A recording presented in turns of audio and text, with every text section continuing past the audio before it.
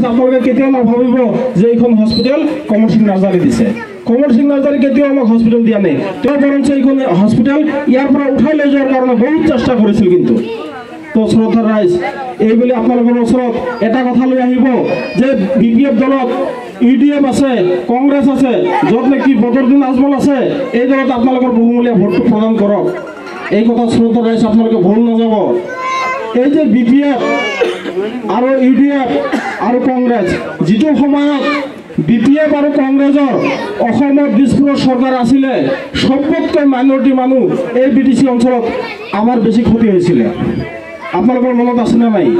2012ৰ পৰা আৰম্ভ কৰি 2014লৈকে যদি আমাক ক্ষতি কৰিছে, একমাত্ৰ কংগ্ৰেছ আৰু BPF-এ ক্ষতি কৰিছে। সেইটো টাইমত কিন্তু আমাৰ BTC-ত স্বয়ং হাগ্ৰামা মহিলাৰী ডাঙৰীয়াই চিফ আছিলে, দিছপুৰত আছিলে তৰুণ গগৈৰ চৰকাৰ। যি কংগ্ৰেছ BPF-এ মুছলমান মানুহক নিৰাপত্তা দিবলৈ অক্ষম, আমি সেই BPF চৰকাৰক কেনেকৈ আমি ভোটদান কৰিম? আপোনালোকৰ যদি অলপ বিবেক আছে, আপোনালোকে যদি অলপ বিবেকবান হয়, আপোনালোকে কাহানিও সেই 2012-2013ৰ কথা আমি পাহৰি নাযাওঁ। আমি যিটো টাইমত নদীৰ কাষত আমি পহৰা দিছিলোঁ, আমি গোটেই ৰাতি আমি ঘুম ক্ষতি কৰি, আমাৰ ৰোজা ক্ষতি কৰি ঈদত আমি অংশগ্ৰহণ কৰিব পৰা নাই শান্তিপূৰ্ণভাৱে। এইটো সময়ত চৰকাৰ কাৰ আছিল? BPF আৰু কংগ্ৰেছৰ চৰকাৰ আছিল। তো শ্ৰদ্ধা ৰাইজ, আপোনালোকক বিনম্ৰভাৱে অনুৰোধ কৰিছোঁ, এই BTC-ত কোনো UDF, কোনো কংগ্ৰেছ, কোনো BJP-ৰ কোনো স্থান নাই। BTC-ত থাকিবলৈ হ'লে একমাত্ৰ UPF চৰকাৰ দৰকাৰ।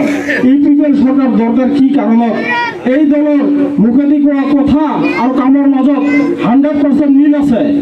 প্ৰমোদ বৰা ডাঙৰীয়াই ইলেকশ্যনৰ আগত কৈছিল যে মই যদি চৰকাৰ গঠন কৰোঁ, 2 মাহৰ ভিতৰত মই সব কাষ্ট কমিউনিটিক সম অধিকাৰ দিম, মই সকলোকে মাটিৰ পট্টা দিম।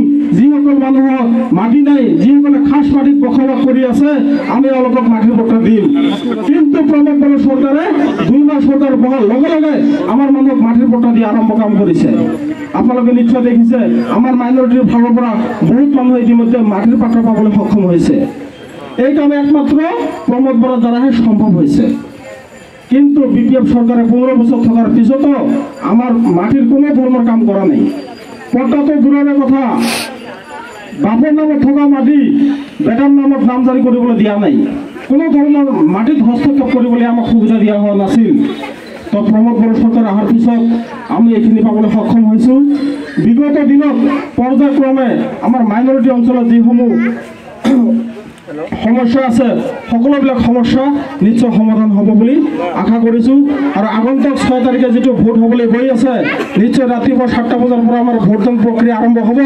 এই আপোনালোকৰ যি বহুমূলীয়া ভোট আছে, এই বহুমূলীয়া ভোটটো প্ৰমোদ বৰাৰ কৰ্মৰ দ্বাৰা সন্তুষ্ট হৈ আপোনালোকৰ সকলোৰে বহুমূলীয়া ভোটটো ট্ৰেক্টৰৰ ছবিত দি আমাৰ ফলিন বৰা ডাঙৰীয়াক বিপুল ভোটত জয়যুক্ত কৰিব বুলি আশা ৰাখি মোৰ চমু বক্তব্য